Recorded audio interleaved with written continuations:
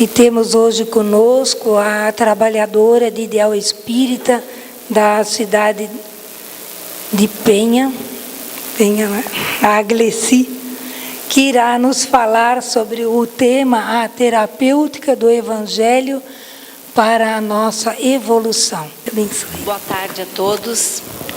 Que a paz de Deus e o amor de Jesus nos envolva nessa tarde em que nos propomos a largar nossa casa e estarmos aqui numa segunda-feira, né?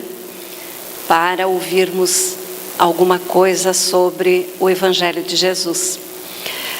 A terapêutica do Evangelho de Jesus para a nossa evolução é um tema que nos chama a atenção para a necessidade que cada um de nós tem de buscar, junto ao Evangelho, o consolo para as nossas dores, a explicação para os nossos sofrimentos, a esperança para o dia de amanhã e para tudo aquilo que nós sentimos e sofremos. Nós vamos sempre encontrar refrigério para a nossa alma. Além e sobretudo de cada vez que nós lembramos de fazer o Evangelho no nosso lar, nós estamos acendendo uma luz que protege o nosso lar, protege a nossa família e se estende a todos os vizinhos, à rua onde moramos, ao bairro. Então imaginemos nós o quanto seria importante se cada um de nós fizesse o Evangelho no lar. Lembrasse de fazer o Evangelho. Um dia na semana, 15 minutinhos, para nos dedicar àquele que foi o maior de todos os espíritos que já encarnou no nosso planeta. Aquele que foi o maior pedagogo, o maior psicólogo, o maior mestre, o maior de todos que nos ensinou a nos amar, a nos respeitar, a viver uma vida plena de alegrias, de paz e de felicidade. Então, que a mensagem de hoje, meus irmãos, possa encontrar abrigo em nossos corações e fazer com que as nossas mentes se voltem para a busca desse código de moral, de ética, para que tenhamos segurança na nossa vida, na nossa conduta e nos nossos pensamentos.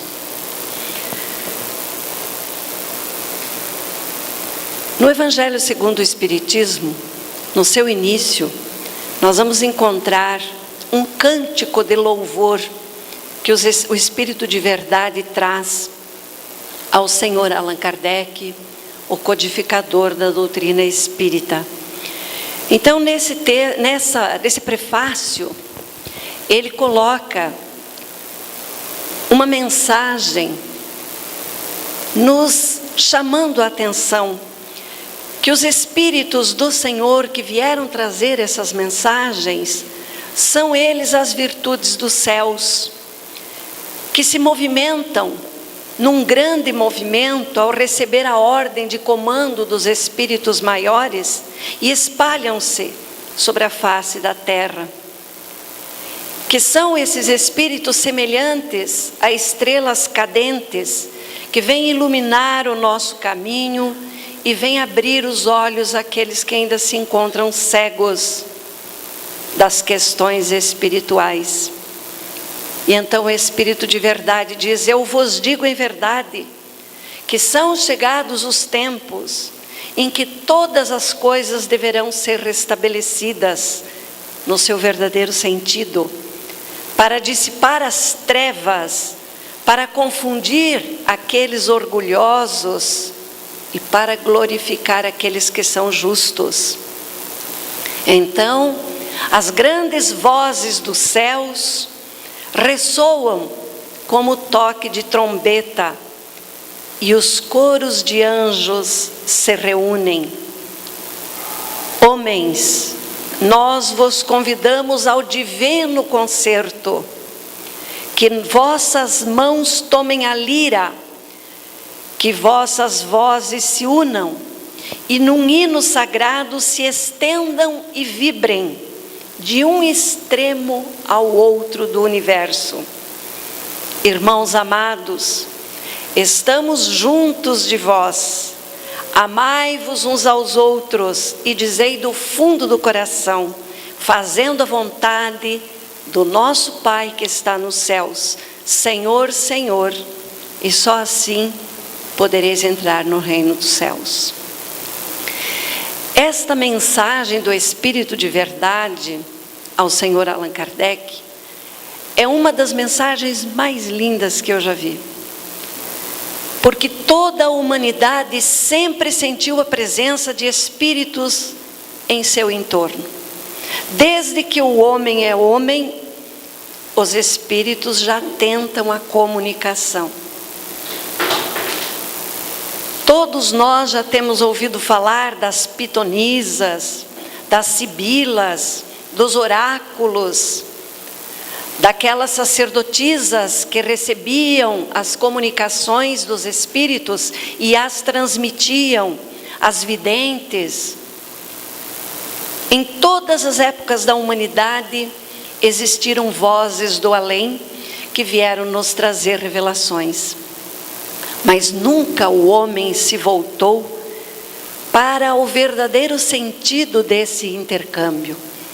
Por que eles vêm até nós nos trazer mensagens? Qual a finalidade? Pode alguém que já morreu fisicamente, de repente se manifestar através de um outro irmão que seja portador da mediunidade para nos trazer uma mensagem? Nunca nos perguntamos isso. E assim nós nos deixamos levar pela avalanche da vida, sem nos questionar. O que são essas vozes dos céus?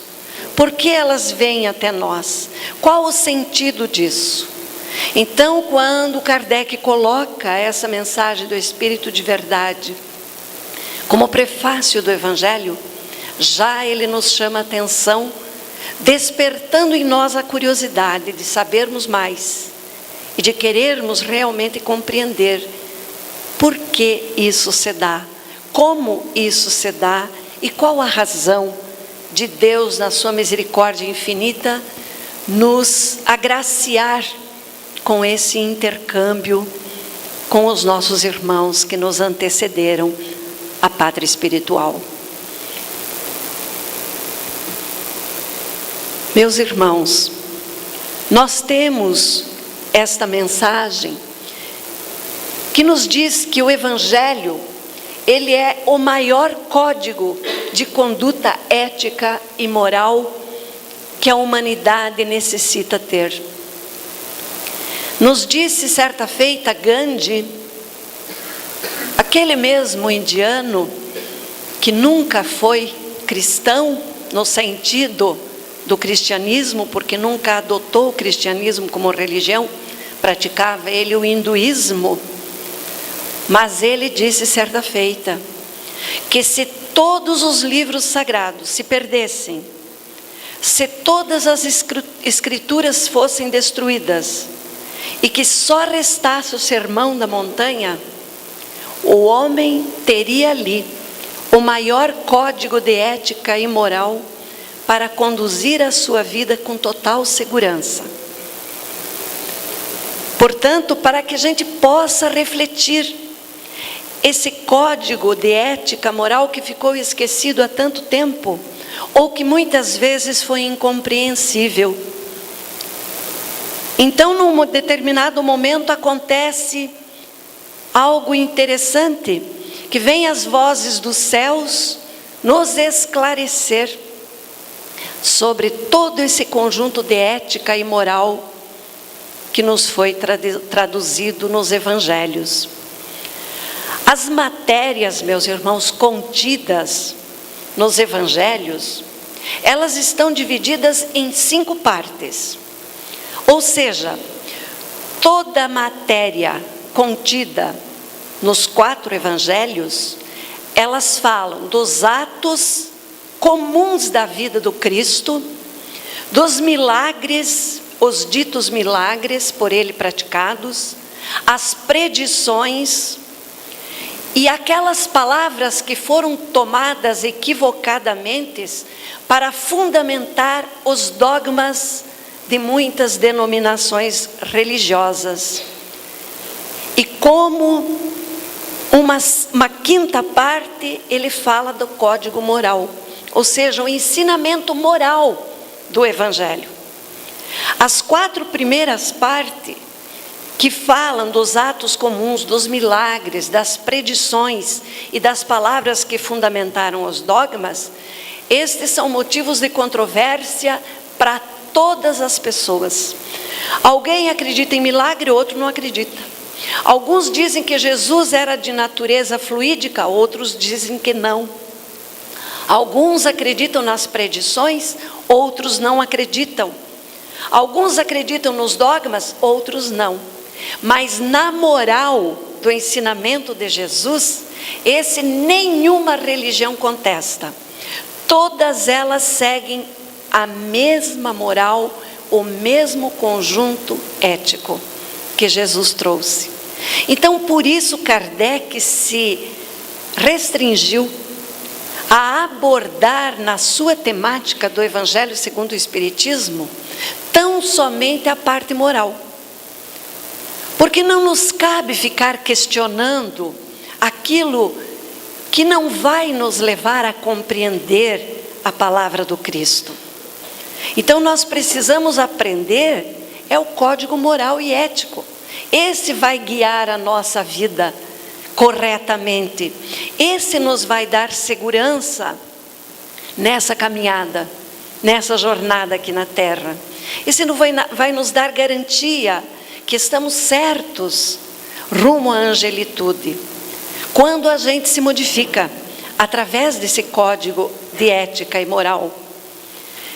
Então, que a gente possa, meus irmãos, refletir sobre estas questões do Evangelho. Não fiquemos só numa leitura sem compreender.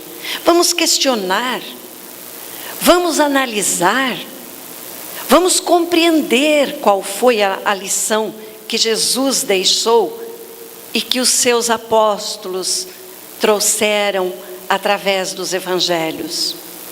Nós precisamos compreender, porque quando a gente não compreende, é difícil a gente aceitar.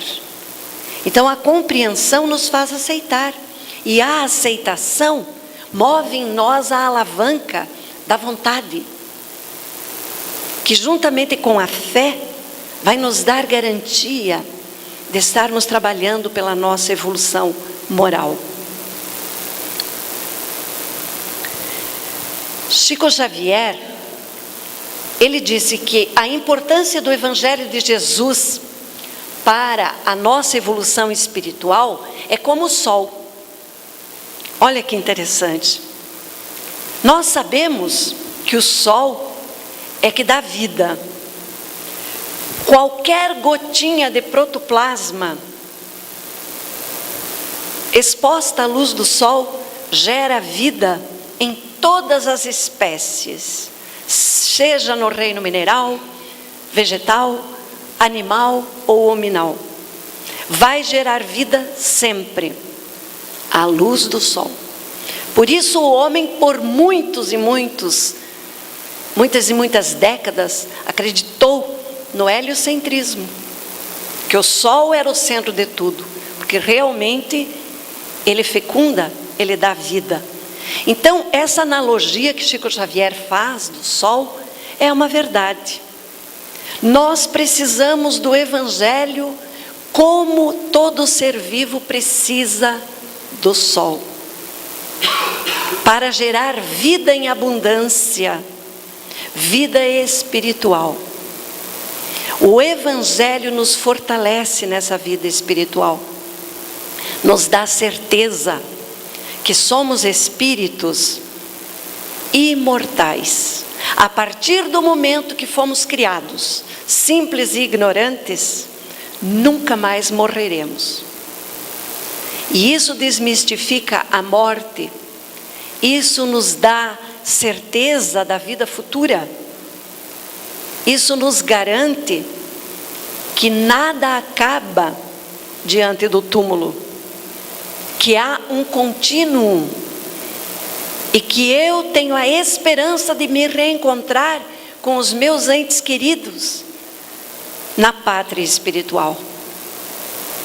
E que se eu não cumprir os meus deveres, as minhas obrigações diante das leis divinas, eu tenho a oportunidade de retornar e refazer tudo aquilo que equivocadamente eu fiz aqui na terra.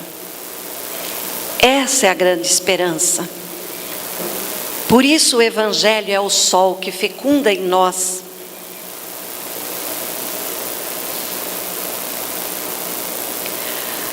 Existe uma passagem no Evangelho, segundo o Espiritismo, aonde é denominada a parábola dos talentos.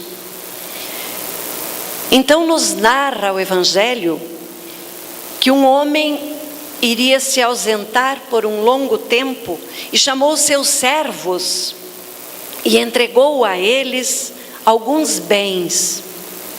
Deu a um 5 talentos, a outro deu 2 talentos, e a um outro ainda deu 1 talento.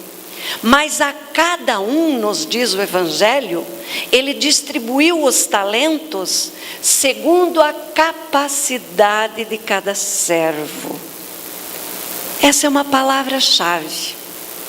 Então aquele senhor distribui aos seus servos alguns talentos, mas a cada um que recebeu os talentos, ele os distribuiu segundo a capacidade que cada um tinha.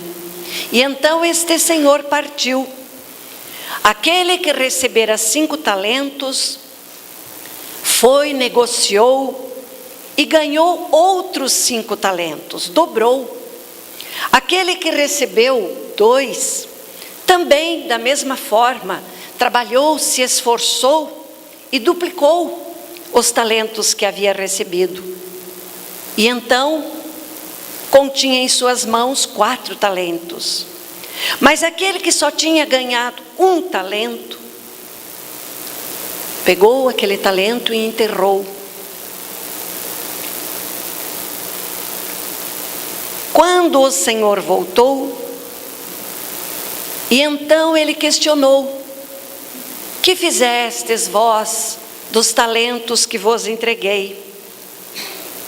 E então aquele que havia recebido 5 disse: Senhor, tu me entregaste 5 talentos, e aqui te devolvo outros 5. E então o Senhor disse: entre na glória do Senhor, bom servo fostes vós. Também aquele que havia recebido 2 talentos disse: tu me entregastes 2 talentos, da mesma forma te devolvo agora 4. Dupliquei os talentos que me deste. E então o Senhor disse: servo bom e fiel, entra tu também na glória do Senhor. E chegando aquele que havia recebido 1 só talento, disse: Senhor, sei que és um homem de uma rija condição, e que cegas onde não semeastes, e recolhas aonde não espalhastes. Temendo eu de ti, escondi o talento, enterrei-o na terra, e portanto agora estou te devolvendo o talento que me entregaste.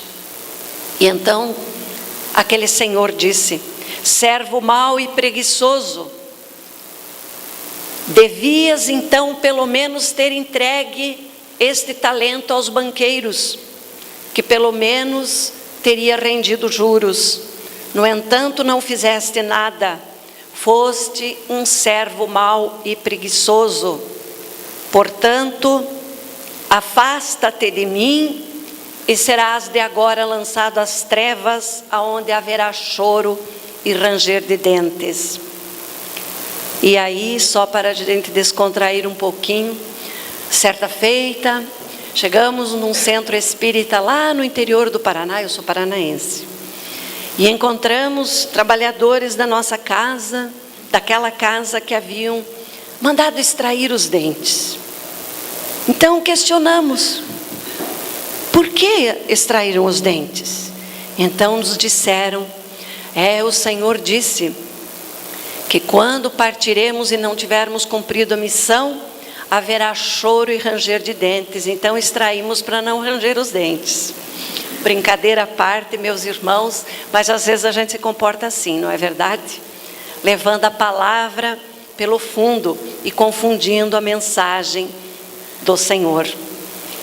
Mas na verdade a gente precisa tomar cuidado para não fazer da mesma forma, né? Equivocadamente.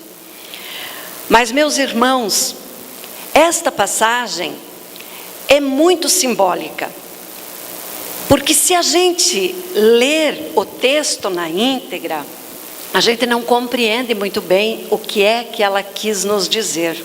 Então o irmão X, que é Humberto de Campos, pela mediunidade do Chico Xavier, ele no livro Luz Acima, ele faz uma releitura da parábola dos talentos. E nesta releitura, ele explica de uma forma bem didática e simples, que os 5 talentos que aquele Senhor, o Senhor é claro, é o nosso Pai Criador, que por um determinado tempo não se encontra conosco através dos seus mensageiros mais diretos. De vez em quando ele nos manda alguém, como mandou Jesus, o maior de todos os espíritos, seu filho direto, ou seja, o escolhido, um espírito crístico, para que viesse até aqui nos ensinar. Mas no período em que ele muitas vezes se encontra afastado, ele nos deixa com muitos talentos, para que a gente desenvolva ao nosso livre-arbítrio. Mas ele dá a cada um o talento de acordo com a capacidade. Ele nunca coloca o fardo no ombro errado. Então o peso dos nossos compromissos é proporcional às nossas forças, porque Deus não nos daria um peso maior. Então o irmão X nos relata nesse livro que aquele servo que recebeu os 5 talentos, na verdade, seria o talento da saúde, da riqueza, da habilidade, do discernimento e da autoridade. Aquele que recebeu 2 talentos, teria recebido a inteligência e o poder. E aquele que recebeu 1 talento, recebeu a lâmpada sublime, recebeu ele a celeste iluminação espiritual, recebeu ele o dom do conhecimento, do esclarecimento, que muitas vezes vem através da dor, mas pode vir pelo amor, basta que a gente queira. A gente se é arrastado muitas vezes pelo sofrimento, pela dor, porque a gente opta pela rebeldia, pela falta de fé, pela falta de vontade, às vezes, de movimentar dentro de nós as mudanças necessárias. Mas a dor é sublime, é ela que nos retifica, é ela que nos chama no momento em que estamos equivocados, porque a dor só se manifesta, meus irmãos, quando estamos no caminho equivocado. Aí nós sofremos as consequências. Então, diz o nosso irmão X, que aquele irmão, aquele servo que recebeu a saúde, a riqueza, a habilidade, o discernimento e a autoridade, se apresenta ao Deus Pai e diz: respeitando a saúde, Senhor, eu adquiri tempo. Olha que interessante, respeitando a saúde eu adquiri tempo. Porque quando a gente respeita a saúde que temos, nós muitas vezes ganhamos moratória. ganhamos uma vida mais abundante, mais cheia de energia, de alegria de viver, e com isso ganhamos tempo. Espalhando a riqueza que me deste, Senhor, eu aliciei a gratidão. Olhe que interessante. Me deste a riqueza, e com a riqueza eu multipliquei a fartura entre os meus irmãos, através da solidariedade, da bondade, da caridade, através da geração de empregos, e com isso eu granjeei a gratidão daqueles que eu ajudei. Usando a habilidade que me deste, Senhor, eu recebi estima. Quando a gente tem habilidade nos negócios, quando a gente tem habilidade nos relacionamentos, quando a gente tem habilidade na nossa vida, nós recebemos a estima das pessoas que convivem conosco. E ele ainda diz: movimentando o discernimento, Senhor, eu conquistei o equilíbrio. Olhe que interessante, quando eu tenho discernimento das coisas, eu me equilibro na vida, e com o equilíbrio eu sou mais feliz, eu tenho uma vida mais saudável, mais profícua. E ele diz ainda: e distribuindo a autoridade em teu nome, Senhor, eu ganhei a ordem. Quando a autoridade é bem distribuída, com respeito aos nossos irmãos menores e equivocados, nós temos a ordem. Toda vez que nos afastamos de uma autoridade bondosa, nós temos a desordem. Começar por dentro do nosso lar, não é verdade? Quando a gente se desequilibra, quando a gente se desrespeita, surge o caos e os problemas. E nessa releitura de Irmão X, aquele servo, que é qualquer um de nós que recebeu os 2 talentos, também disse: eu recebi, Senhor, os 2 talentos, e desses 2 talentos, Senhor, eu também os multipliquei de tal forma que eu, elevando a inteligência, obtive trabalho. Quando nós movimentamos a capacidade da nossa inteligência, que nós não usamos nem 10%, nós geramos trabalho. Trabalho em todos os sentidos, seja no campo material, seja no campo espiritual. Basta que coloquemos a nossa inteligência a favor das coisas boas. Então o servo acabou dobrando aquele talento e submetendo o poder que também me deste como outro talento, eu atraí o progresso. Olha que coisa linda. Mas aquele que recebeu um só talento, diz Irmão X, esses são aqueles espíritas que enterram o talento que Deus lhe deu. E então, para estes, haverá pranto e ranger de dentes. Porque se ele tivesse utilizado o talento que foi lhe dado, segundo a sua capacidade, porque já veio preparado, e já veio ele com um contrato assinado lá do mundo espiritual. O espírita, quando encarna, quando reencarna, ele já vem com um contrato assinado previamente lá no mundo espiritual, quando fez a sua planificação espiritual, a sua reencarnação, quando ele programou. E aí chega aqui e o peso é muito grande. Aí ele diz: é muito duro, Senhor, eu abdicar da vida fácil.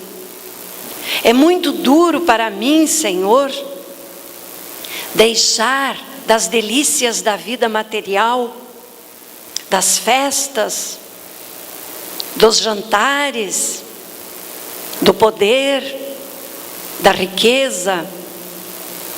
E esquecendo-se de tudo isso, o espírita fraqueja. E quando eu falo do espírita, meus irmãos, eu não falo do espírita que frequenta a casa há muito tempo. Eu falo de cada um de nós que já é simpático à doutrina dos espíritos. O que é diferente de dizer que todos vocês precisam mudar a religião de vocês para ser espírita. Não é isso. Ser espírita é você acreditar na sobrevivência do nosso espírito e ter dentro de nós a certeza da promessa da vida futura. Partindo desse princípio, já somos espiritualistas. Então, todos nós que somos chamados hoje a ouvir a mensagem de Jesus, precisamos acordar e saber que somos nós, este servo, que está enterrando o talento, trocando pela vida fácil. E teremos que prestar contas desse talento que enterramos. E daí não tem jeito de distrair os dentes, meus irmãos. Haverá choro e ranger de dentes, porque ao chegarmos lá e o nosso contrato não foi cumprido, teremos que prestar contas. E aí pediremos e imploraremos ao Pai mais uma oportunidade.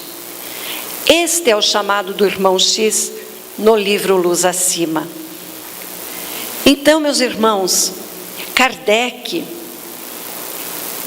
ele nos fala que para os homens, em particular, constitui o Evangelho uma regra de proceder que abrange todas as circunstâncias da nossa vida privada e pública.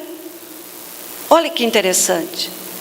O Evangelho abrange todas as circunstâncias da nossa vida, seja ela privada ou pública. É o princípio básico de todas as relações sociais, que se funda na mais rigorosa justiça. E, acima de tudo, é o roteiro infalível para a felicidade vindoura, o levantamento de uma ponta do véu que oculta a vida futura para nós. Porque Jesus, meus irmãos, lá no capítulo 2 do Evangelho, no item 2, ele, logo após o diálogo que ele tem com Pilatos, ele faz uma citação muito importante para a humanidade. Ele fala da meta que a humanidade deve ter por objetivo e como uma das suas maiores preocupações aqui na Terra, a vida futura. Porque a vida futura, meus irmãos, quando nós temos consciência do quanto é importante o que Jesus disse sobre a vida futura, nós vamos começar a nos policiar. Nós vamos pegar o Evangelho como regra de conduta em todas as nossas atividades, sejam elas no campo social, profissional, lazer, dentro do nosso lar, em todas as nossas relações, em todas. Neste final de semana estivemos em Florianópolis com o presidente da Federação Espírita Brasileira. E ele disse uma frase que me marcou profundamente. Ele disse: os espíritas não vieram para a Terra com a missão de espiritizar. O espírita veio para a Terra com a missão de cristianizar. Isso é grave, isso é sério. Porque isso nos tira do campo da religião e nos leva diretamente para o campo da religiosidade. Porque religião, meus irmãos, eu posso ter qualquer uma, mas a religiosidade é o sentimento praticado de amor a Deus sobre todas as coisas e ao próximo como a mim mesmo. E portanto, quando eu amo a Deus sobre todas as coisas, Eu não farei nada contrário à lei divina. E se eu amo a mim primeiramente, como devo me amar profundamente, eu posso amar o meu irmão e devo amar o meu irmão. Mas quando eu não me amo, dificilmente eu sou capaz de amar. Então primeiro eu tenho que me amar, para daí amar o meu irmão. E tudo aquilo que eu quero para mim, eu devo fazer para ele. Então são 3 movimentos nestes grandes ensinamentos de Jesus, que resume os 10 mandamentos trazidos por Moisés. São 3 movimentos: amar a Deus, amar a mim mesmo e ao meu próximo como eu me amo. E a partir do momento que eu amo ao meu próximo, eu sou incapaz de fazer o mal para ele. Em nenhuma circunstância eu vou fazer nada para prejudicá-lo. E na certeza de estar cumprindo esse mandamento de Jesus, eu estou garantindo a minha vida futura. Este é o chamado de Jesus. A garantia da vida futura dentro da justiça de Deus. Nós tivemos várias revelações que a humanidade passou, vários momentos muito importantes. Tivemos um primeiro momento, quando Moisés trouxe para a humanidade a crença num Deus único. Muito importante isso, porque os povos eram pagãos, politeístas, adoravam centenas de milhares de deuses. E então Moisés implantou, com muita justeza e também com muita severidade, a crença num Deus único. Num segundo momento, Jesus veio revelar para a humanidade uma outra lei. Agora a lei do amor, uma lei conselheira. Enquanto a lei de Moisés era despótica, que se impunha pela força, a de Jesus deveria ser livremente aceita. Porque nas questões do amor, meus irmãos, é um sentimento que cada um deve desenvolver dentro dele. E não tem outro jeito. Se eu não movo a alavanca da vontade, eu não desenvolvo o amor dentro de mim. E num terceiro momento, nós tivemos a vinda do Espiritismo, que foi promessa de Jesus quando aqui esteve, que através das descobertas, do conhecimento, da libertação e da sabedoria, nos foram reveladas grandes coisas, grandes informações que estavam através de símbolos dentro do Evangelho dos Apóstolos, que nós até hoje, quando lemos, muitas vezes não compreendemos a simbologia, as metáforas usadas às vezes são incompreensíveis, mas a doutrina espírita vem levantar a ponta deste véu e vem trazer tudo a descoberto e vem nos chamar a atenção da necessidade que cada um de nós tem de se auto-iluminar. E isso só se dá se nós vamos estudar o Evangelho de Jesus à luz da ciência, não mais a letra que mata, mas o Espírito que vivifica, para que possamos viver de tal forma, meus irmãos, cumprindo aquilo que Paulo de Tarso disse: não sou eu mais quem vive, é o Cristo que vive em mim. Que esta mensagem, meus irmãos, possa calar em nossas mentes e possa trazer para os nossos corações a esperança que a vida futura nos chama para uma vida saudável e uma vida feliz quando retornarmos ao mundo espiritual. Mas seremos lá aquilo que somos aqui, porque a natureza não dá saltos, e eu não posso pretender que eu sou uma pessoa cheia de defecções morais e só porque desencarnei me tornei santo. nós seremos aquilo que somos aqui. Queremos ser felizes? Queremos ter esta vida futura profícua que Jesus nos prometeu? Vamos trabalhar pela nossa melhoria agora. Vamos trabalhar as nossas defecções morais aqui.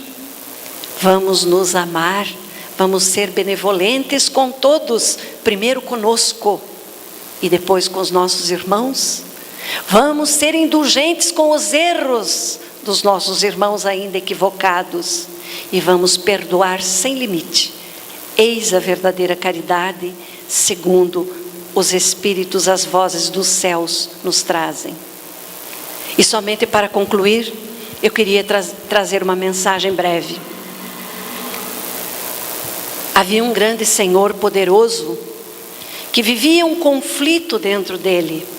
E então ele queria saber o que é o céu e o que é o inferno.